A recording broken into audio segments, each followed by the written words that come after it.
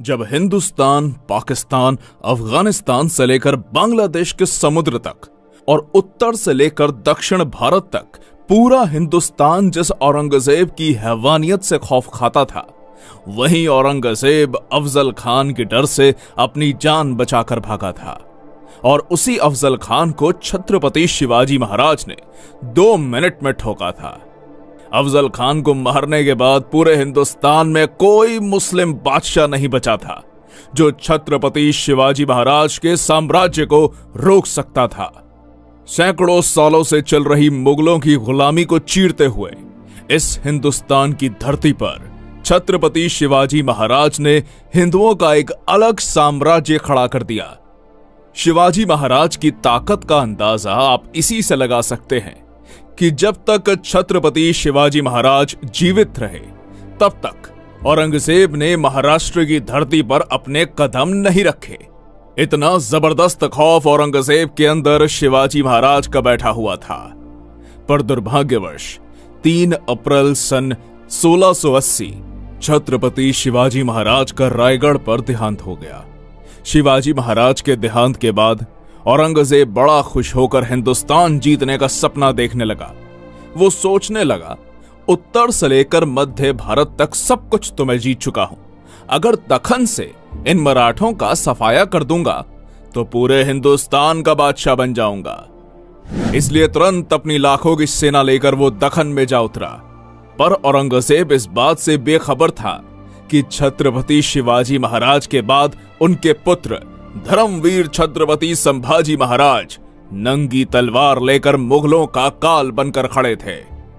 जैसे ही मुगलों के कदम महाराष्ट्र की धरती पर पड़े, मराठों ने मुगलों के मस्तक उतारने शुरू कर दिए, जिसके बाद गोवा में पुर्तगीज, मैसूर में चिकादेवराय, कोंकण में सिंधी, मल्हारपुर, नासिक, औरंगाबाद में मुगल, एक साथ 12 सल्तनतों को संभाजी महाराज ने मौत के घाट उतारा।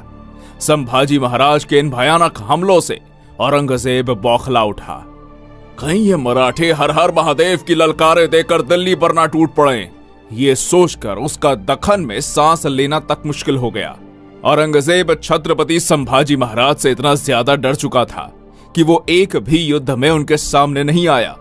पर अपने ही लोगों की गद्दारी के कारण छत्रपति संभाजी महाराज जैसे महान पराक्रमी योद्धा को मुगलों के हाथों कैद होना पड़ा। और 11 मार्च सन 1689 को औरंगजेब ने बड़ी दर्दनाक यातनाएं देकर छत्रपति संभाजी महाराज की हत्या कर दी। संभाजी महाराज के देहांत के बाद औरंगजेब को लगा, अब मराठा साम्राज्य पूरी तरह से खत्म, अब जल्द ही दखन को जीतकर दिल्ली वापस चला जाऊंगा। तो दूसरी तरफ छत्रपति संभाजी महाराज की मृत्यु से हर मराठा के अंदर हिंदवी स्वराज की आग लग चुकी थी। जल्द ही इस आग से मराठे औरंगजेब की महाराष्ट्र में कब्र खोदने वाले थे। और अगस्त सन 1689 को अपने राजा की मौत का बदला लेने के लिए सह्याद्री के वीर मराठों ने औरंगजेब को महाराष्ट्र के तुलापुर नाम की जगह पर घेर लिया। और हर हर महादेव की गूंज के साथ संताजी घोर पड़े और गिने चुने चंद मराठा सैनिकों ने औरंगजेब की लाखों की सेना पर चढ़ाई कर दी। वीर मराठा योद्धा संताजी घोरपड़े ने अपनी खूनी तलवार से मुगल सैनिकों के मुंड काट दिए। मुगल छावनी में घुसकर मराठों ने ऐसा मौत का तांडव मचाया कि हजारों मुगल सैनिकों को काटकर मौत के घाट उतार दिया। मराठों के हाथों हो रही मुगलों की ऐसी भयानक मौत देखकर औरंगजेब का दिमाग ही रास्ते से फिर गया और जान बचाने के लिए वो कायर औरंगजेब उसी क्षण युद्ध छोड़कर भाग गया। औरंगजेब का नसीब अच्छा था कि वो भागने में सफल रहा, नहीं तो मराठे उसे वहीं काटकर जिंदा जमीन में दफना देते। इस युद्ध में भले ही औरंगजेब की जान बच गई, पर पूरे हिंदुस्तान में उसकी इज्जत लुट गई। मराठे यही नहीं रुके, उन्होंने मुगल छावनी के ऊपर के 2 सोने के कलश काटकर पूरी मुगल छावनी को तबाह कर दिया। जिस औरंगजेब की क्रूरता और कट्टरता के कारण पूरे हिंदुस्तान के राजे महाराजे थर थर कांपने लगते थे, उसी औरंगजेब को मराठों की खौफनाक सेना ने दौड़ा दौड़ा के मारा। तुलापुर में हुई शर्मनाक हार से औरंगजेब पूरी तरह टूट चुका था। इसलिए मराठों से बदला लेने के लिए उसने दक्षिण भारत के सबसे ताकतवर सरदार कासिम खान को आदेश जारी किया। अब कासिम खान ने संताजी घोरपड़े को पकड़ने के लिए कर्नाटक के तलाकू गांव में एक मजबूत घेरा बनाकर मराठों का रास्ता रोक लिया। पर मराठे भी कहां रुकने वाले थे। मराठों ने कासिम खान के इस घेरे को तोड़कर और मुगलों की छाती को चीरकर कर्नाटक के तलाकू गांव में जबरदस्त मारकाट मचा दी। मराठों के अग्नि बाण मुगलों की छाती को चीरते हुए आर पार निकल रहे थे। मुगलों की मौत का यह खूनी मंजर देखकर कासिम खान की धड़कनें तेज हो गई और मराठों के डर से मुगल सेना को लेकर वो दोड्डेरी के किले में जाकर छुप गया। मराठों के पराक्रमी योद्धाओं ने दोड्डेरी के किले को चारों तरफ से घेर लिया। अब मराठा सरसेनापति संताजी घोरपड़े ने अपनी चाल चली और किले के दरवाजे को बाहर से बंद करके हजारों मुगल सैनिकों को कैद करके मार डाला। जो भी मुगल सिपाही किले से बाहर आने की कोशिश करते, मराठे बंदूक की गोलियां चलाकर उन्हें मार डालते। एक तरीके से देखा जाए तो मराठे उन्हें तड़पा तड़पा के मार रहे थे। किले के अंदर खाने के लिए कुछ भी ना होने के कारण घोड़े, हाथी, कुत्ते जैसे जानवर मुगलों ने मारकर खाए। और यहां पर ध्यान देने वाली बात यह है कि जिस कासिम खान को औरंगजेब ने मराठों को मारने के लिए भेजा था, उसी कासिम ने मराठों के डर से किले के अंदर फांसी लगाकर खुदकुशी कर ली। पूरे हिंदुस्तान के इतिहास में मुगलों का ऐसा हाल कभी किसी ने नहीं किया जितना मराठों ने मुगलों का दोड्डेरी के किले में किया। अली मर्दान खान, रुस्तम खान, खुदाबंद खान, हसन अली खान जैसे अनेक ताकतवर योद्धा दिन रात एक करके मराठों का पीछा करते, पर मराठों ने औरंगजेब को नहीं छोड़ा तो भला ये मुगल सरदार मराठों का क्या उखाड़ लेते। उत्तर में उज्जैन से लेकर दक्षिण भारत में मछलीपट्टनम तक मराठों ने मुगल सेना को काट काट कर ऐसा कत्लेआम मचाया कि दक्खन से मुगल सल्तनत का सफाया कर दिया। इधर औरंगजेब विशालगढ़ को घेरा बनाकर बैठा था, तो उधर मराठों ने बुरहानपुर में घुसकर पूरे शहर को तबाह कर दिया। बुरहानपुर के सूबेदार बैदर बख्त और अली मर्दान खान को पकड़कर मराठों ने उनके शरीर के कपड़े छोड़कर सब कुछ लूट लिया। कहा, रोको इन काफिर मराठों को। उठते बैठते जागते सोते सब तरफ मराठे ही मराठे नजर आते। या अल्लाह, होंगे कामयाब या ऐसे ही लौटना पड़ेगा खाली हाथ। ऐसा चिल्लाते चिल्लाते औरंगजेब का महाराष्ट्र में दम घुट रहा था, पर मराठे रुकने का नाम ही नहीं ले रहे थे। ना पराजय की चिंता, ना मौत का डर। मराठे सिर्फ एक ही बात जानते, उड़ाने मुगलों के सर। अब बारी थी मुगलों के घर में घुसकर। इसलिए वीर मराठा योद्धा धनाजी जाधव ने 80,000 की मराठा फौज इकट्ठा करके 4 मार्च सन 1706 को गुजरात पर चढ़ाई कर दी। गुजरात के रतनपुर के युद्ध मैदान में धनाजी जाधव ने अपनी तलवार से ऐसा कत्लेआम मचाया कि नर्मदा की बहती धाराएं भी मुगलों के रक्त से लाल पड़ गई। इस घमासान युद्ध में जो भी मुगल सैनिक मराठों के हाथ में आते, मराठे उनकी गर्दन काटकर सीधा अल्लाह के पास पहुंचा देते। आधी से ज्यादा मुगल सेना मराठों के खूनी तलवार से कट चुकी थी। अनेक जिहादी रणभूमि छोड़कर भाग रहे थे। कुछ नर्मदा नदी में कूद गए और बाकी बची हुई मुगल सेना को मराठे घसीट कर ले गए। खुद गुजरात के सूबेदार अब्दुल हमीद खान ने मराठा सरसेनापति धनाजी जाधव के पैर पकड़ लिए।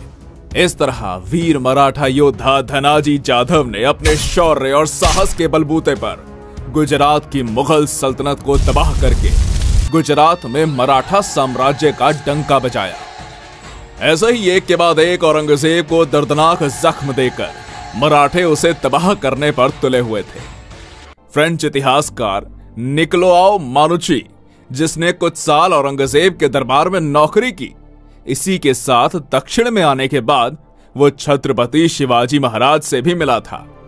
ये मानुची लिखता है, दक्खन में मराठों के खिलाफ उतरने से औरंगजेब के हर साल 1 लाख सैनिक और 3 लाख जानवर मारे जाते थे, जिसमें कुछ मराठों के हाथ, कुछ कीचड़ में डूबकर, कुछ भूख के कारण, तो कुछ नदी में बहकर।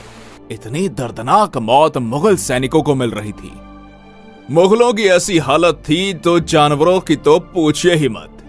बेशकीमती खजाना, ऊंट, घोड़े, हाथी, तोपखाने, जो भी मराठों के हाथों लगता मराठे उसे लूटकर साफ कर देते।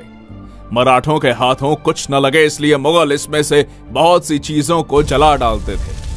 मराठों के लगातार हमलों से औरंगजेब इतना कंगाल हो चुका था कि कई महीनों से मुगल सैनिकों का पगार नहीं हो रहा था।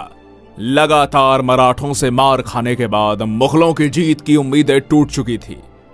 अगर किसी मुगल सरदार को मराठों से किला हासिल भी करना है तो वो मराठों से हाथ मिला लेता और औरंगजेब से छुपकर मराठों को 50,000 से लेकर 2 लाख रुपए तक की रकम देता। बदले में मराठे उसे किला सौंप देते। एक तरीके से देखा जाए तो मराठे मुगलों को लूटकर मस्त पैसा बना रहे थे, तो दूसरी तरफ मराठों से हमने किला जीत लिया ऐसे झूठ बोलकर ये मुगल सरदार औरंगजेब को खुश कर देते, पर असल में वो उसे मूर्ख बनाते थे। इतनी बुरी अवस्था मुगल सरदारों की हो चुकी थी। इसके आगे मानोची लिखता है, औरंगजेब ने अपने पूर्वज अकबर, जहांगीर, नूरजहां ने जमाया हुआ सारा खजाना बाहर निकाला और मराठों से युद्ध करते करते खाली कर दिया। इतने पर ही वो रुका नहीं, उसने चांदी के बर्तन तक पिघला दिए। इतिहासकारों के अनुसार मराठों से लड़ते लड़ते औरंगजेब ने 40 करोड़ रुपए बर्बाद कर दिए। विशालगढ़ के युद्ध अभियान के दौरान 1.5 साल से मुगल सैनिक बिना तनख्वाह के काम कर रहे थे। वो बंगाल का सूबेदार मुर्शीद कुली खान हर साल औरंगजेब को 14 लाख रुपए टैक्स देता था। उसी में किसी तरह औरंगजेब का खाने पीने का गुजारा हो रहा था। लगातार 27 साल मराठों ने औरंगजेब को इतना घुमाया, इतना दौड़ाया कि मराठों से लड़ते लड़ते वो आखिर में बुढ़ा हो गया, परंतु हार और बर्बादी के सिवा उसे कुछ नहीं मिला। बढ़ती उम्र के साथ साथ औरंगजेब का चेहरा और भी ज्यादा भयानक हो चुका था। दांत गिर जाने से उसके गालों में गड्ढे पड़ गए थे। यदि कोई व्यक्ति जिसने औरंगजेब को पहले कभी नहीं देखा हो तो उसे अकेले में देखकर मुर्दा समझने की गलती करता था। इतना बुरा हाल उसके शरीर का हो चुका था। औरंगजेब की मौत पर रोने के लिए उसके नजदीक का कोई भी व्यक्ति जीवित नहीं बचा था। अपने बाप और भाई को तो उसने खुद ही मरवा डाला था।